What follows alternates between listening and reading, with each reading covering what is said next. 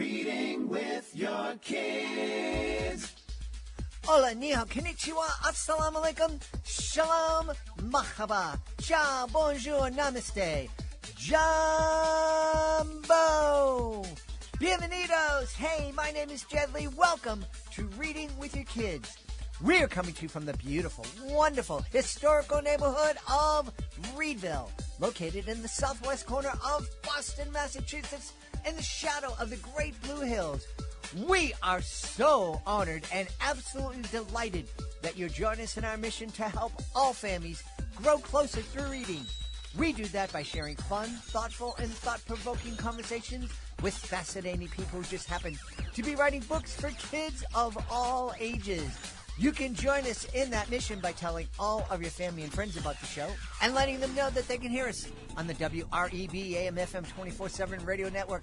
And they can find us on the iHeartRadio app, on Spotify, Apple Podcasts, Good Pods, Amazon Music, Podcast Addict, Audible, CastBox, Player FM, wherever you find your favorite shows. We have a really wonderful show lined up for you today. First up, the brand new executive director and boss clown for Clowns Without Borders, Frankie Thompkins, will be joining us. Later in the show, Azizi Tuere will be here to celebrate her Because I Am series. And to top things off, we'll have a listen back to a very powerful conversation we had with Kao Kalia Yang. Hey there, families! Are you looking for an exciting way to bond and learn together? Look no further than our STEM is Family Fun video series. Join us as we explore the fascinating world of STEM through hands-on activities right in your own home.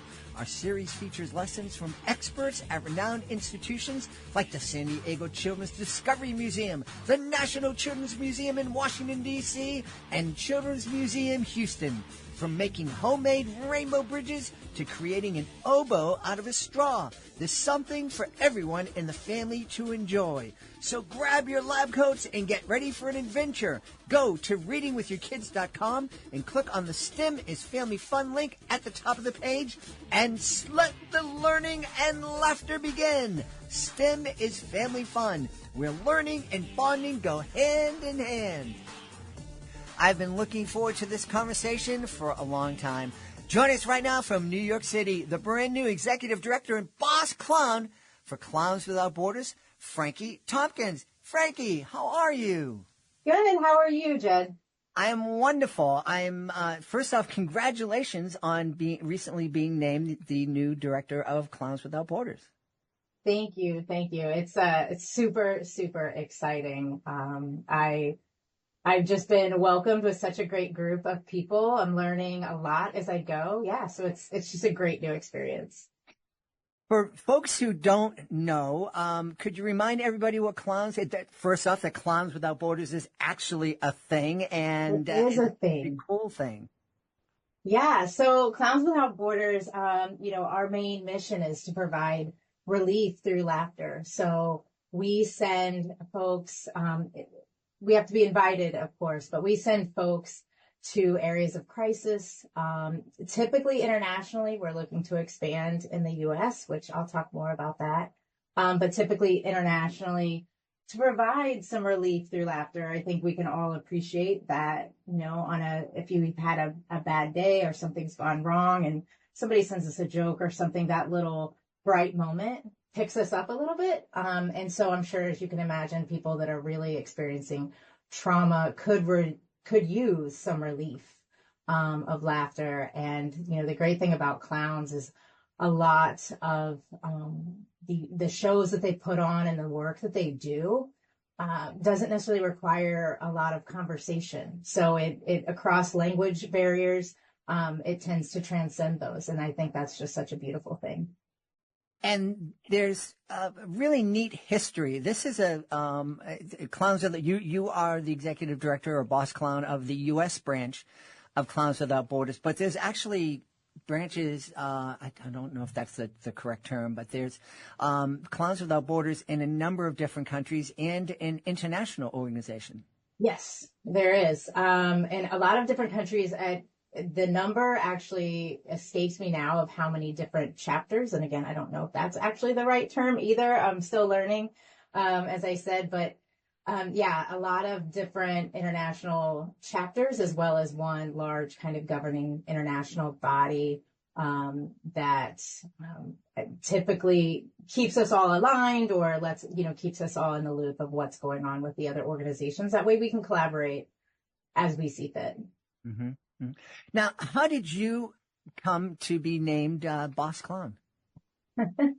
Well, LinkedIn works in mysterious ways. I never would have thought in a million years that I would have found a role like this on LinkedIn. But I was scrolling through LinkedIn one day and I saw the job posting there, actually. And I thought, what a cool organization. And so I read through the job description and I thought, well, I can do that. That just sounds delightful, right? So I immediately applied. I also sent a note to Tim, who I think you know, Jed, who is the interim executive director and has had a long relationship with CWB. And I sent him a note and said, hey, I'm the person. Put me in, coach. And we had a lot of conversations back and forth. And it turned out that I was the right fit. So I joined kind of unofficially in September, more officially October 1. And so, yeah, just very, very exciting to be part of the team. Yeah. And you've had a background in corporate America, am I right? Yes. Yes. So I always say that I've had somewhat of a dual career for the past couple of decades. I started my career working at one of the big four, in consulting, doing different varying types of consulting, I guess you would say. That's such a nuanced word these days, I think. But I've done that, mainly focused on acquisitions and integration of mergers and acquisitions. But on the side, I've always had somewhat of a career in nonprofits. I've done consulting work for nonprofits. I've run my own food pantry for the past 20 years on the Upper West Side here in Manhattan. My daughter actually has her own nonprofit now, and I'm on the board of that. And so I've always had kind of a hand in it. And when I was kind of at that turning point in my life saying, what do I want to do for this next part of my career? And I thought, I love all of this other stuff. This is what makes me truly want to jump out of bed in the morning.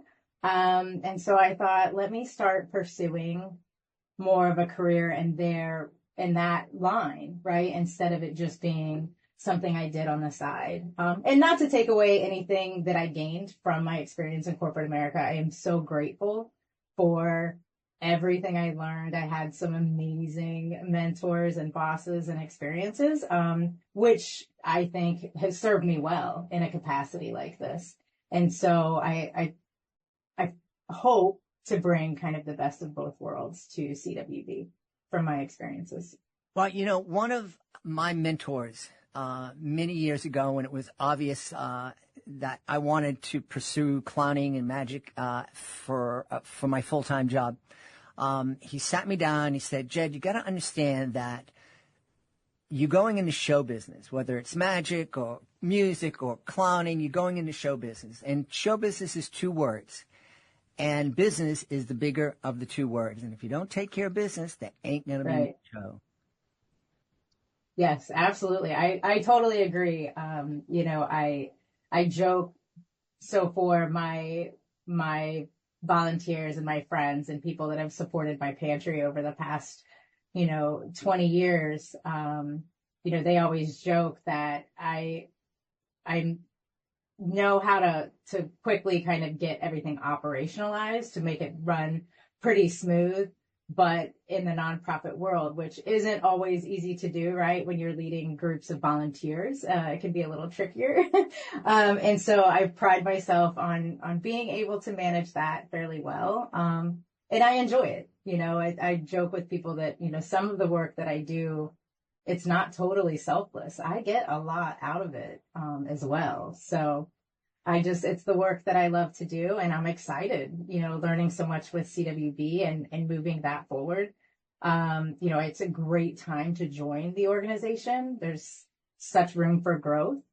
And so I can't wait to see what we can do next. Yeah.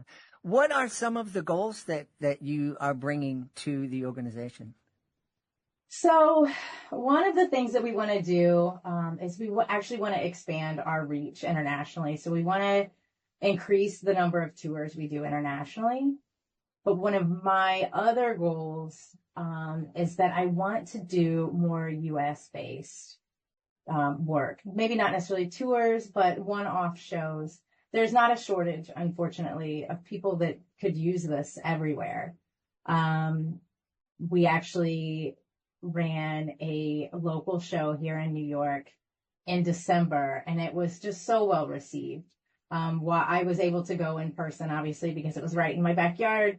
And I could have actually watched, as much as I enjoy watching clowns, I could have actually watched the parents and the children that were there as part of the audience. I could have watched them all day. The look on their faces and the pure joy in their eyes was such a beautiful thing to witness. And so it was really nice to be able, because that's not how they walked in to the place. And so to be able to see them walk away a little lighter and just have that moment of peace and joy was beautiful.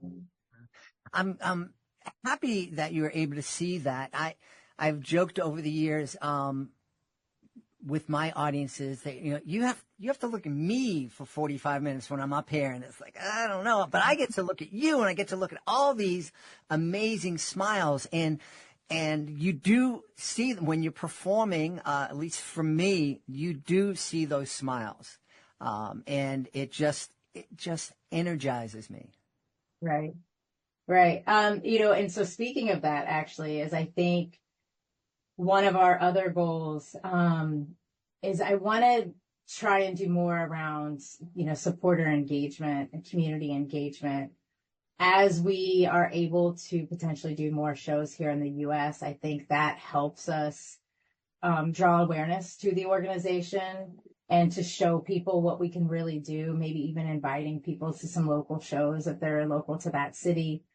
Because I think there's such magic in actually seeing it firsthand. And so much of our work internationally, it's great and people can hear about it, but it's very different, as you know, if you see it firsthand. So I think also having some local shows will be great for not just the community, but also for people seeing the real work that we do on the ground, and driving that engagement.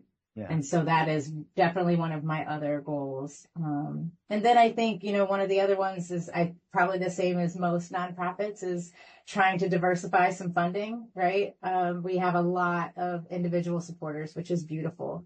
But trying to figure out ways to expand those, and also potentially, are there corporate sponsors out there that would love to help us out? Are there other organizations or foundations that would love to get involved with our mission? And so that is one of the things I'm going to make a priority this year as well. Well, one of the things that we've been doing here on Reading with Your Kids is just running little spots between interviews, encouraging people to become a joy maker. Can you talk a little bit about that program? Yeah, so the Joy Maker program, essentially it encourages people to be monthly donors. And it also gives people the option to be a one-time donor or an annual donor. One thing that we did just start is if people are making a certain amount of donations, which we haven't set the amount on, that's how new this is, but we are going to start doing somewhat of a thank you gift or an appreciation gift for people that give over a certain amount. And that will, when that's finalized, that will be on our website. But part of the Joy Maker, our promise is that the money that goes towards that all goes to the tours. It all goes to providing the funding that we need to be able to run those tours internationally. Yeah. And so those tours, people who've listened to Reading with Your Kids on a regular basis have probably heard me refer to my time touring El Salvador with Clowns Without Borders. Can you talk a little bit about what a tour looks like in some of the places that CWB has toured recently? Sure. I actually haven't been able to witness a tour yet. I do plan to do that this year. I'm really excited. So you may have more insight to that than I do so far. But I do know that we are in the process of scheduling tours in Turkey, Zimbabwe, Mexico, Brazil, where else? Guatemala, Egypt, El Salvador again. And then in addition to the local ones. But I actually haven't had the pleasure of being on tour yet. I am not a professional clown. I am a clown at heart, I will say, but I am not a trained clown. I am looking into taking clowning classes because I think it would just be great to have. Plus, you know, again, I am definitely a clown at heart, and so it totally fits my vibe that I would take some classes as well. But I do hope to go on tour at some point, even if I'm just, you know, helping with props or whatever it is, to just really see it firsthand, because I haven't had the pleasure of doing that yet. Well, on our tour, I was had the honor of performing with two artists, one from the United States, one from El Salvador, who were incredibly talented. We had a phenomenal tour manager who was from Spain and originally from Guatemala. The neat thing about it was that here basically were four strangers coming together. There was zero ego involved. We came together on we had 2 or 3 days. I think we had 2 days to develop our show. And then we had a couple of extra days to rehearse it because it was a hurricane that hit El Salvador and we couldn't travel. But it was such a different experience for me because no one needed to be the star of the show. It was, hey, what do you think and what should we do and how would you like to do this? One of the neat parts of our tours, I made a mistake in one of the rehearsals, and I said, "Somos payasos sin frentes." I was trying to say payasos sin fronteras, clowns without borders, and instead I said, "We are clowns without foreheads." And as soon as I made the mistake, I corrected myself, and everybody said, "No, leave that in." And right. And it was, and so we had a great time. One of the neat things was that we traveled the length and width of El Salvador, which isn't all that long. It's the same size as Massachusetts, but it's a very diverse country. The cities, there's very rural areas where we performed in very rural areas for indigenous communities and people who were migrating, people who had been displaced from their homes from all the violence that they'd experienced for decades. And so our audiences were always different. We performed in schools and out in the communities, and we performed on the street in one city, and it was really wonderful. And everywhere we went, we were welcomed with open arms. That's wonderful. And I think you brought up a great point, that, and it's something I noticed right away, especially from somewhat of a fresh set of eyes, is that the artists that I've either spoken to so far or that I've heard about or seen clips of, there seems to be such skill, but also they have the skill, but the humanitarian piece too. And it's such a beautiful blend to where, to your point, you know, here's four people that didn't know each other, but there were no egos, right? Everyone was there because they wanted to be there for that mission. And I think that's such a beautiful thing. And it speaks volumes about the type of artist that we have working with us. Mm-hmm. Yeah. One of the things I think I mentioned in a note as we were preparing for the show is I first noticed it many decades ago when I first toured Puerto Rico. And at that time, I could fall and not break a hip. And I would do a pratfall, and I'd get the big laugh that I would get here in the United States. But then everybody applauded. And it really threw me. And the person who had brought me there noticed that it threw me. And he said, these people recognize that you're an artist and that's a skill. You fell out of a chair and off a stage, and you got up and walked. And that takes skill. And that's what I experienced in El Salvador. And I know that clowning is this respected art form throughout most of the world. But here in the United States, I know when I first said that I was going to be a clown, I got a lot of strange looks, and people didn't think I had a very pure motive behind it. And why do you think that might be, that we're looked at creepily here in the States, and what can we do about that? It's interesting because I've witnessed that. I've experienced that long before even my involvement with Clowns Without Borders. I've always had an affinity for clowns. I think it's just part of my personality. I see them as beautiful, loving, like fun, characters. But yeah, you're right. Not everyone does.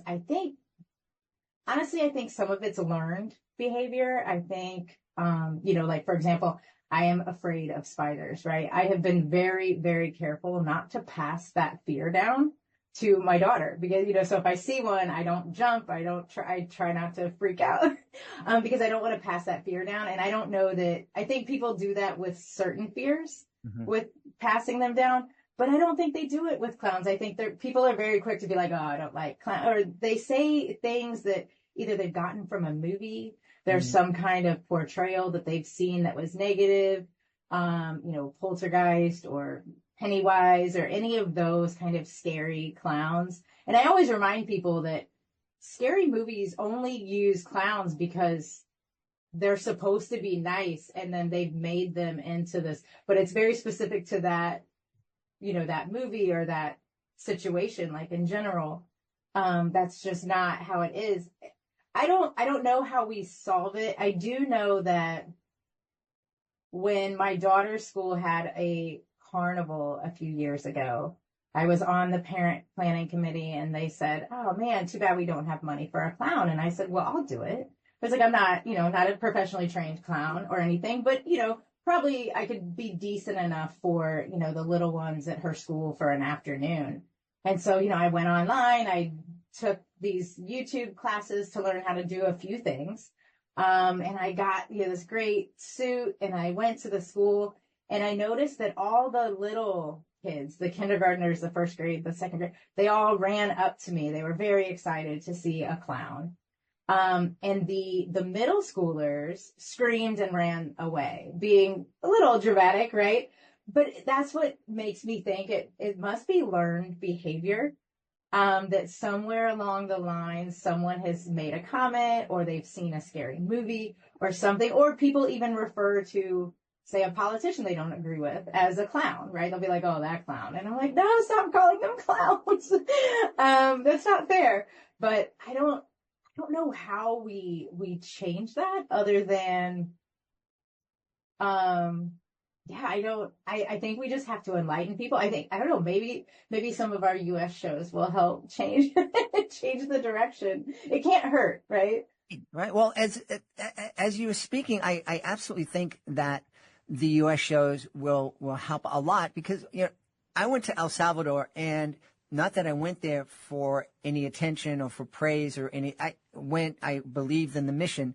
And other than the folks who follow me on social media and my immediate family and friends, that was it. I went, there's no newspaper. They went this way or that way. And as far as I know, it was the same as the other artists.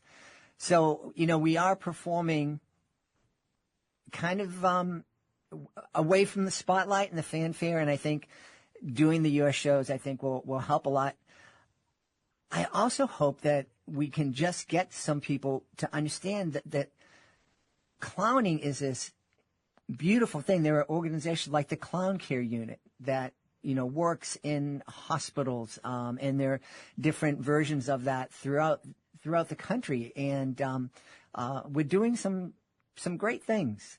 And I hope and there'll be some amazing clowns throughout the year. So I hope we get back and the U.S. appreciates the art form. Right. Well, maybe I can help create some positive experiences for some folks. I think that it can't hurt, right? But yeah, absolutely. I agree. Absolutely. If you had, I mentioned that, I do magic, and oftentimes if I have a teacher here, I said, if I give you this pen, and I tell you it's a magic wand, and you can wave it and get anything you want to kind of fix education or whatnot, what would it be? If you had a magic wand and you could wave it and make something happen for CWB, what would it might be? Ooh. Oh, that's a tough one, man. There's so many things that come to my mind, but quite honestly, my knee-jerk reaction would be to have more, because I spoke to the quality of the artists that we work with. I would love to have a larger pool of them, but I don't like the idea of quantity over quality, right? So if I could have a really large qualified group of clowns that we could pull from as we expand the tours, I think that's probably one. So maybe some training courses to get more folks up to speed to the standards in which we perform for our artists, to be able to have a larger pool to pick from as we start to expand these tours. Awesome. I think that would be fantastic. Yeah. Where can we go if people want to be a joy maker, if people want to, maybe make larger donations, or if somebody's listening that might want to be part of that larger pool of artists, where should people go? Love that idea. Clownswithoutborders.org. All of the information's on our website. If anybody wants to reach out to me directly, I'm maybe I'm different than most, but I love email. Frankie at clownswithoutborders.org, and that's Frankie with an IE. Awesome. So, yeah. We've had an absolutely wonderful time speaking to the brand new executive director and boss clown for Clowns Without Borders. Our guest has been Frankie Thompkins. Hey, Frankie, thanks so much. Sure. Thank you. Are you looking for a creative way to bond with your kids?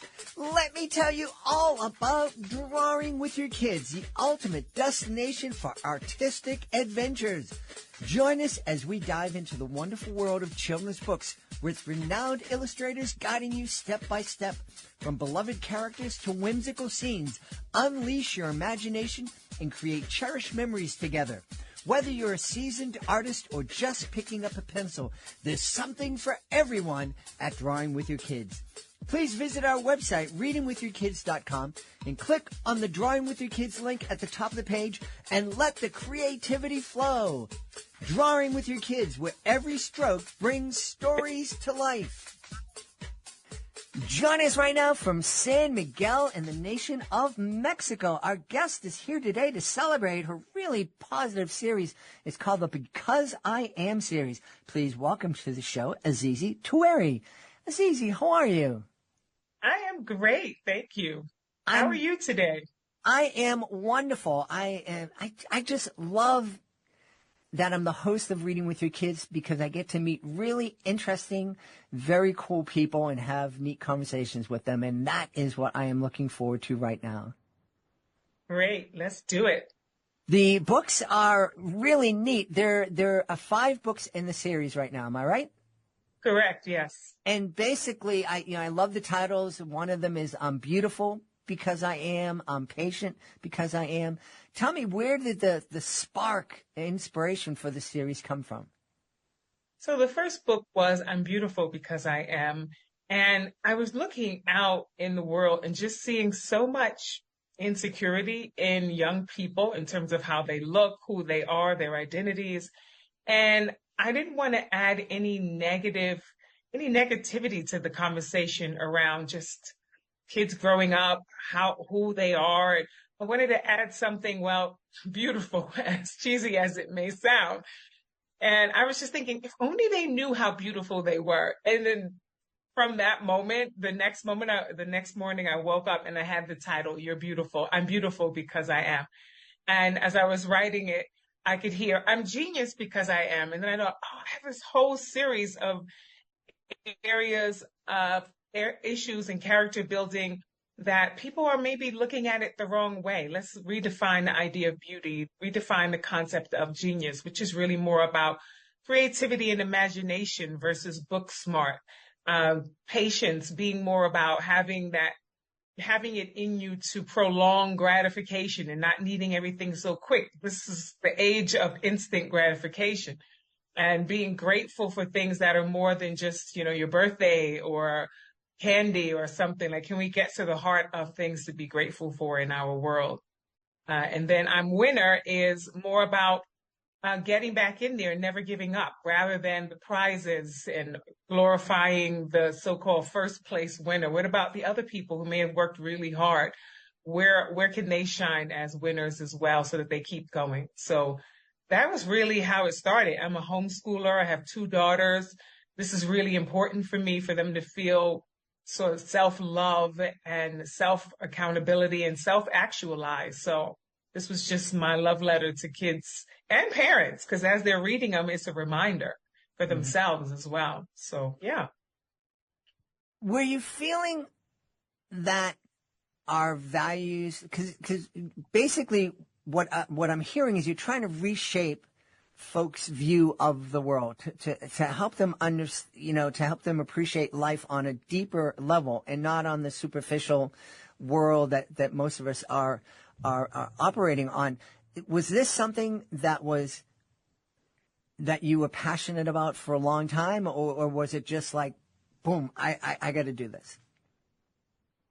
To be honest, I've been passionate about this all my life. I'm always looking at what is happening, and I suppose I have I have not just high expectations. I just know humans are greater than I think a lot of us understand. And I really want people to know that. I find that our biggest problem with each other is really just miscommunication between each other, and miscommunication with the conversations we have with ourselves. And it doesn't start in your adulthood, which is why I felt really drawn to address it in children's books, because adults will be reading it. Maybe there are adults who still haven't figured out that your beauty is on the inside, that your genius is in your creativity. And they're teaching it. They get to learn this with their children alongside of that, if they haven't remembered that themselves or been able to access that side. I feel really deeply in the way that I find humanity can be so down on each other. And it's not helping. It's not working. So what can I add to the conversation that maybe helps us look deeper at each other and get away from the surface, which gives us so little information about anything? So I've always been really I've been questioning my world forever. And I'm always thinking, but that's not enough. What can I do to help add value? It's not enough to question or complain. What can I do? Now, you shared with me that you were originally from New York City and now you're living in Mexico. Are you noticing that kind of shallowness in both countries, or was it more prevalent in the States? It definitely is more prevalent in the States. Access to so much stuff definitely can isolate us. I was thinking about how pretty much in most homes now, everyone has their own phone and their own computer. And here in Mexico, I just walked past an internet cafe. Anyone know what that is? Does anyone remember that? So just that right there, looking at an internet cafe where people have to, okay, yes, they're all on their individual computers, but it tells me what's happening in their home is that they have to connect differently.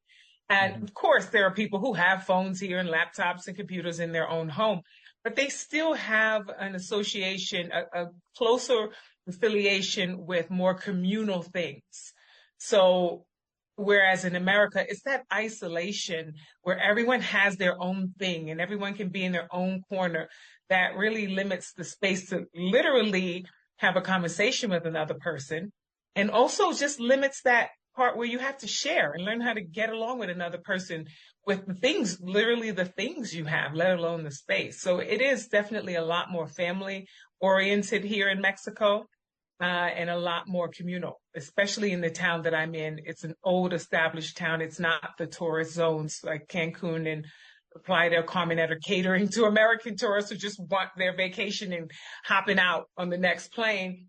This is in the center, so you have to make a conscious effort to even get here. So when you're here, it is already you're joining a community. It's just a different feeling. Yeah. So yeah.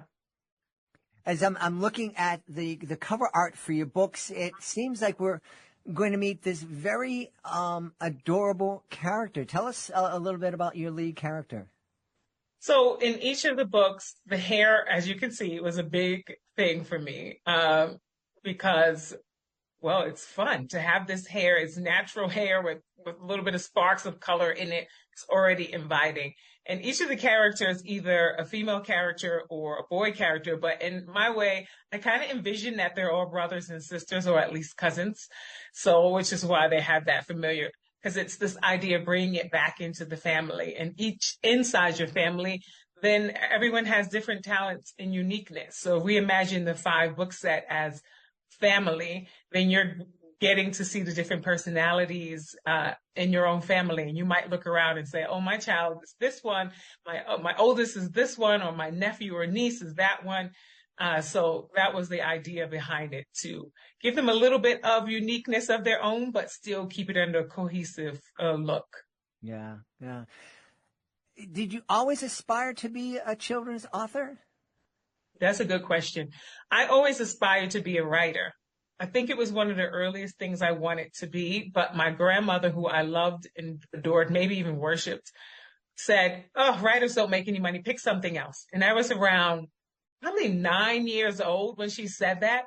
And because I thought, well, grandma knows best, and I certainly don't want to disappoint her, I kind of tabled it I just became an author really just 2 years ago when I came out with some prayer journals.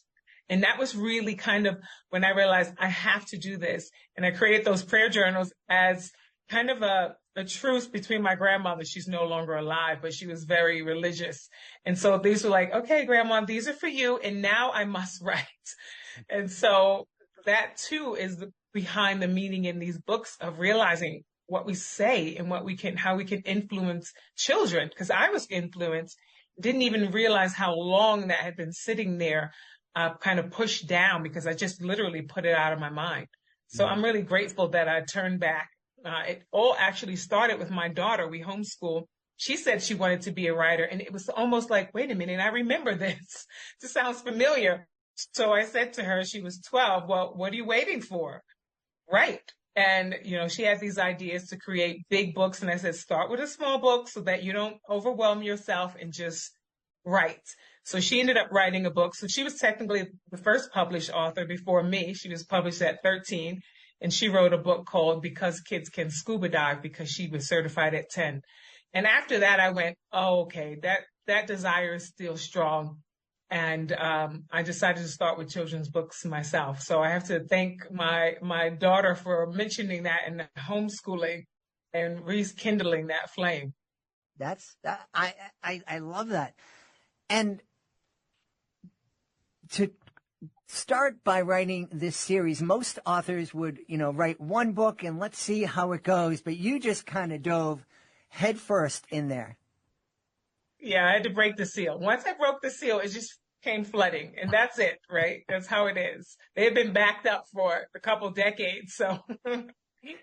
Now, there's 5 books in the series right now. Are you looking to continue to write in the series? Yes, I actually wrote another 5 series. They seem to come in 5 for whatever reason. And this one is called The Playground Parables. And so the first series, Because I Am series, I wrote and illustrated. And I'm so grateful that I taught myself to illustrate, but it was hard and it took a long time.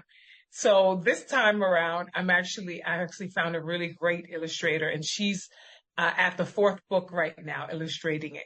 So I'm going to start promoting the first book in that series soon. And so that's The Playground Parables. It's still in this area of personal development or self-development, but it has a slightly different twist where it's dealing with kind of playground issues that kids deal with throughout the day. And so it's taking a slightly different angle. a little bit more community oriented because there's a character who has a bit of a dilemma, and how they face it with their peers is what each of those books are about. Yeah. You know, one of the things I think that is so difficult for parents these days, my kids are adults right now, and social media was happening when they were teenagers, but it was a little thing, and some neat things happened to help them understand that you kind of got to be aware of what you're posting out there. It's always going to be out there. But I think right now, you know, all the things that we're talking about, the shallow kind of values that so many of us are seeing in our day-to-day lives, especially here in the States and especially online, I think that's really difficult to fight against. And I'm sure there are a lot of parents out there that are saying, I just have to kind of go with this is how everybody's thinking these days. How can a parent use your books to say, no, these are my values and I want to share these values. I want to instill these values in my kids. How can we use these books to make that happen? So one of the fun things I did in every book is I have in the back of the book, there are ways to take this outside of the book. Because you're absolutely right. The issues that we're working with, they're, you know, I guess every generation says this is the biggest conflict, but I think it is, because this is huge with the way we're able to use technology like never before. And so in the back of each book, there are talking points and ways that we can bring this into the everyday experience. So for example, in I Am Beautiful, if you go to the back, it'll ask questions about where do you find beauty outside of your face, outside of your body parts? What have you noticed in your environment? And that would require them to do that in their environment, outside of the television and the social media. And luckily, my books are geared towards that 3 to 7 age range. So I'm trying to catch them early on and have conversations with their children this way early on. Because, I go to a restaurant and I'll see someone with a 3-year-old with a giant screen in their face at dinner. So we have to get to them earlier and earlier to remind people how to connect with each other. So you can find that in the back of them. I even have, if you look, there's a QR code and there are a lot of freebies. There are some little prizes and puzzles and things that parents can just do together. A lot of the things that people are experiencing with social media and sort of the addiction and the dopamine hit is because, in my opinion, the lack of connection in our homes. So using these kinds of books as a catalyst to just connect, to remember to connect in a very simple, plain way. Nothing special, doesn't require a movie night, doesn't require any technology at all. Just you and the other person connecting. So I'm hoping that they can do that with these books and use the back of the book. There are 4 sections that they can use to bring that into their everyday experience. Wonderful. You know, Azizi, you and I were talking a little bit before we hit record about the area that you're living in, San Miguel. You said a neat thing that you experience all 4 seasons every day. Can you talk a little bit about this community that you are calling home now and how it's different than where most people are living? Yeah, unless you live in the desert, which most of us don't. So I'm here in San Miguel, which is considered a green desert. What that means is that things grow here, but it's still very dry. It's kind of technically as dry as a desert, but it's green in some ways as a forest. It has a wet season and a dry season, but even within those, because the sun is really controlling the temperature, and depending on how close we are to the sun at any given moment, it determines how hot the summer is that day or how cold the winter is that day. So right now we're in the winter season, like most of North America, I suppose. But so in the middle of the day, the sun isn't as strong, but definitely you're peeling off layers. And in the morning, it's chilly. And then the evening, so it kind of goes back and forth. It starts cold and then it goes to, spring and then it goes to summer, fall, and then winter again by the end of the day. So it makes it a little tricky for how you need to dress. So most of us have a bag that we can dump our clothes in summer and then put back on in winter when the sun goes down. Because it's dry, doesn't hold it in because there's no humidity. It's almost like, I lived in Bali for 5 years. That was about 100% humidity. Here it's like zero. So I've gone to kind of the opposites in how the weather works. And Bali was continuous summer. At least here we get seasons, even if it's in the same day.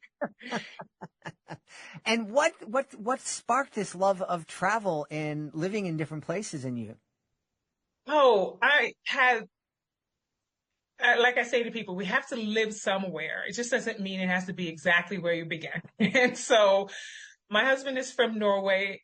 We had our first daughter in London. We lived in the US for a while. We've lived in Asia, Mexico, Guatemala. So we just enjoy when we feel like we need a little bit more movement physically, we just take off. And we've created a life that we can do that. We work online. We homeschool our children. But we're not wanderlust. So we're not traveling, fast. Like I said, we were living in Bali for 5 years in Indonesia. So we're not, running through cultures and countries. That would just not be good. And I like community. So I want to be able to establish myself, connect with people. And you can't do that if you're doing these short-term travel.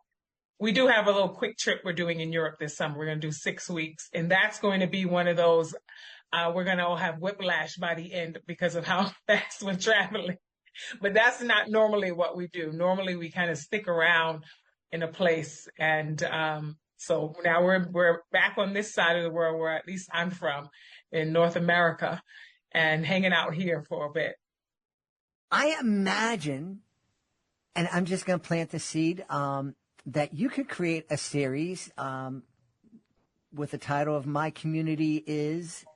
and just talk about the different communities and that you've lived in around the world and how they're similar and how they're different from each other. Yeah, that is a great idea. I actually have a similar idea, and it's about different kind of ways people celebrate. I've written 2 of them. And, but this is the problem with breaking the seal. I got to slow down. One at a time, at least one series at a time. But I do have something similar to what you're talking about. And it really is about different celebrations, because that's what really distinguishes us, right, as cultures, is how we celebrate things. And I've seen so many different kinds of celebrations and even taken part in them around the world. And that would be great to bring to kids, because if you don't travel, you can bring it to you and bring it right into your own home. Yeah. So, yeah. Well, speaking of traveling, where should people travel to find out more about you and find out more about your Because I Am series? So all the books are on Amazon and Ingram Sparks and wherever books are sold online. But if you go to my website, azizituere.com, it'll take you, they're all there. You can read about them. You can look at some trailers. And they're also on Amazon, quite easy. Either type in the title of the book or Because I Am series. In either way, they'll pop up. We've had a great time speaking to the author of the Because I Am series. Our guest has been Azizi Tuere. Azizi, thanks so much for being with us. Thank you for having me. This was fun. Right now, I'm going to have a quick listen back to our conversation with Kao Kalia Yang. I wanted to go back just a minute. You talked about your dad carrying you on his shoulders, telling you that the sun was dancing off your skin because it loved you so much, and carrying you up the tree to look out at the world. And he sounds like an incredible person, so filled with love and hope. And in such a dire situation, where do you think he found the resiliency, the strength, the ability to continue to love and show the world love when he'd experienced so much hate? Such a good question, Jed. I think the seed of it, and I can only answer you because I've written The Song Poet, which is an exploration of my father's life. And I've written that it's the first main stage Hmong American opera to premiere in the land. So also in a different format. So the book and then the opera. So I can answer that with some kind of distance and also some kind of perspective. My dad, his father died when he was 2. So he never had a dad. When he had children, Jed, he used to tell my older sister and I, at my best and at my worst, I'm nothing more and nothing less than the father I imagined for myself. My dad, with his poet's heart, I asked him once, I said, Daddy, how did you become a song poet in the Hmong tradition? And he said to me, your grandmother had 9 children to feed, with a garden hoe the size of my palm. Growing up, I used to go from the houses of neighbors, one to the other, listening for the beautiful things that they said to each other. By myself, I would whisper them to comfort my heart. One day, the words escaped on a sigh, and a song was born. That is the making of my father.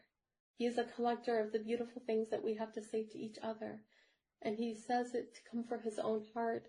And then, when it came out as a song, and when other people started listening, he sang it so that it could comfort the hearts of others. That is the man that I was born to, Jed. As a kid, we didn't have any money, but Dad would sometimes take us across the river to Wisconsin, and we would call those family vacations. It was always just day trips. But he would take us and he'd say, listen to the speeding train.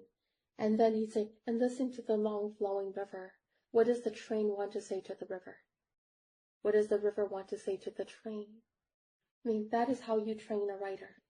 Essentially, long before I even knew I would become a writer, because it's new to my people. It wasn't until the 1950s that a French missionary came to the high mountains of Laos and devised a written script for my people. So I'm working in a new medium. Long before I knew that writing was going to be something I would pursue earnestly, those are the questions that I was being asked to answer for my father. What a beautiful, I love how you described your dad as a collector of the beautiful things people say to each other. What a wonderful challenge to everybody that's listening, but especially to our kids. We're living in an age where we're bombarded with messages and media, and, and it's really gross. I mean, we're seeing, social media which is just filled with arguments and people saying horrific things, and where, we watch the news and we don't know which side is telling the truth, and everything is catastrophized. And so it looks as if our society has gone out and become obsessed with finding and collecting the horrible things we say to each other. How much more wonderful would our world be, would our own lives be, if we became collectors of the beautiful things people say to each other? Oh, indeed. And I think that is one reason why I do what I do, Jed, so steadfastly. Yeah. This has been a really powerful conversation. I think I could talk to you for a week, but I want to respect your time. Would it be awkward because I've never heard the Hmong language. Would you be able to say a word or? Oh, I would love to. Read to the kids in Hmong? Oh, kumanya hai lumong chapla kuneta kutinga yu kunta jalu jay thako hai lumong rong ya li rang gao tang the guru han yao si. I love the language that I come from. My first home, in stories was filled with the Hmong words. I'm curious, have you or has the publishing house considered publishing your work in Hmong? Lerner Publishing has published each of the titles that I have with them in Hmong, in Chinese, in Spanish, and French. Because they're recognizing, we live in a country where there is no official language. We live in a country where over 350 languages are spoken every day, Jed. Mm-hmm. And Lerner has done a wonderful job of recognizing that these translations are necessary. And so there are audiobooks in Hmong and Spanish and French as well. Oh, wonderful. The Lerner titles, yeah. That's fantastic. All right. So I need to ask you to tell us where we can go to learn not only about you, which is most important. So we'll save that one for last. But if you could let people know where they can find the books in the various languages. But also, is there a website where we can go to learn a little bit more about the Hmong people and culture? There's a lot. So I'll give you two. There's the Hmong Cultural Center, and they do a wonderful job of preserving Hmong instrumentation, Hmong traditional singing, and then there is also Hmong Study Center, and they take a more scholarly approach. But they have a museum where you can see Hmong clothes, Hmong, Hmong artifacts of everyday life. And then for me, it's just www.kaokaliayang.com. And my books are available wherever books are sold. If you go to your favorite independent bookstores and say, what do you have by Kao Kalia Yang? They might say nothing, but they can order in a whole lot of things. Mm-hmm. I have 13 books. I'll have 13 books by year's end to my body of work. Wonderful. And that number will increase substantially in the next 3 years. We hope you've enjoyed this episode of Reading with Your Kids and will join us for the next exciting episode of the show. To make sure that you don't miss a moment of Reading with Your Kids, please be sure to subscribe to the show wherever you find your favorite shows. We love the iHeartRadio app. We love Spotify, Apple Podcasts, Good Pods, Amazon Music, Podcast Addict. Wherever you find your favorite shows, you should be able to find Reading with Your Kids. I want to thank the folks who made today's show so wonderful. Of course, I'm going to start by thanking our guest, Frankie Thompkins, the new executive director and boss clown for Clowns Without Borders. Please be sure to check out clownswithoutborders.org and consider becoming a joy maker. Also want to thank Azizi Tuere. Please be sure to check out Because I Am, a great series of picture books, the Because I Am series.